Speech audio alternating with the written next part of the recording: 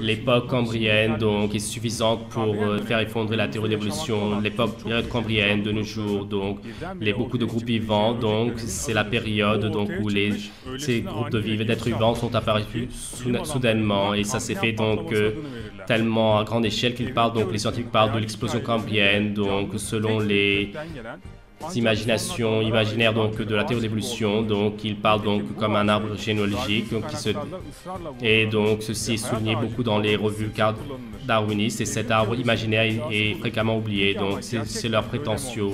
Mais est-ce que dans la réalité ceci produit ainsi? Très certainement non. Même donc tous les phylums d'animaux donc sont venus en un seul moment sur Terre, donc dans la période cambrienne.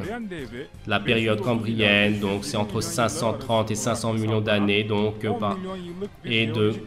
c'est une période géologique de 10 millions d'années. Dans l'intérieur de cette courte période, tous les phylums donc d'animaux, alors qu'ils avaient sans aucun manque, se sont tous présentés ensemble, sont apparus tous ensemble, soudainement.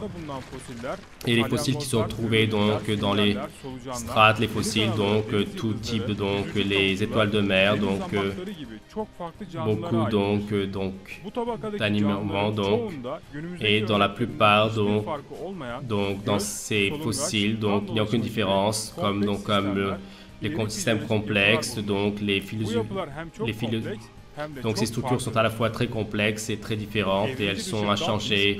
Et Richard Dawkins, donc, il exprime ainsi comment l'explosion cambrienne fait effondrer la théorie de l'évolution. Les fossiles qui se présentent à l'époque cambrienne, comme si qu'ils n'avaient subi aucune évolution, c'est comme si qu'ils avaient déplacé là-bas, dit-il. Un autre évolutionniste, Stephen Jay Gould, dit Darwin, donc, à part l'explosion cambrienne, il n'y a rien d'autre qui le gêne plus que cela, dit-il. Et de nos jours, donc, beaucoup d'êtres vivants donc, qui possèdent des structures beaucoup plus complexes, donc laissent sans issue les évolutionnistes. Et la période cambrienne, donc avec toutes les preuves qu'on montre, donc c'est car la théorie darwiniste, son assertion, c'est que donc les structures complexes des êtres vivants, soi-disant donc avec de longues périodes, ils les ont gagnées. Phase par phase, selon celui, donc, avec il doit présenter donc des structures primitives, et que les structures complexes doivent être gagnées après une longue période d'évolution. Or, dans l'histoire des êtres vivants, donc montre un tableau tout à fait contraire. Les premiers créatures ont les mêmes structures, donc les yeux, les pattes, la bouche, le nez, l'estomac, ils possèdent déjà cela. Par conséquent, la complexité donc dans l'histoire des êtres vivants, donc c'est une particularité qui s'est produite dès le premier moment. Depuis le premier moment donc ils sont apparus, cela existe. Et donc Philip Johnson de l'université de Berkeley, donc cette réalité que présentait donc la pathologie, et donc a expliqué ainsi la théorie de darwiniste, donc l'être vivant donc, et donc prévoit que donc ils évoluent donc avec une petite phase, et donc ainsi avec une première être vivant, organisme vivant, donc ils sont divisés, donc ils doivent former plusieurs autres catégories, mais les fossiles d'animaux, donc en fait, montrent que ce triangle à la tête en bas, donc les phylums, donc dès le premier moment, donc sont tous existés, et ensuite, donc leur nombre continue à diminuer.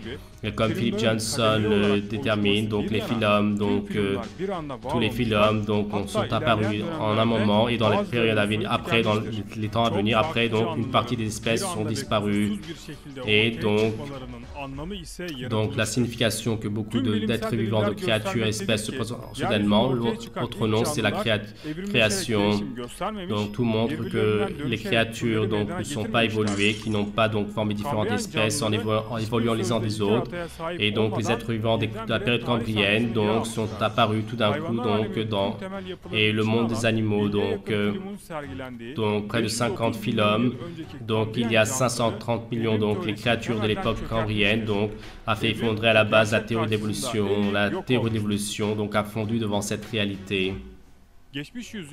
Et dans les siècles passés, les êtres humains, donc ce qu'ils soutenaient, que le monde, donc ces imaginations, comme quoi le monde se trouvait sur le dos d'une grande tortue, et donc pour les générations à venir également, ce sera donc un sujet de comédie.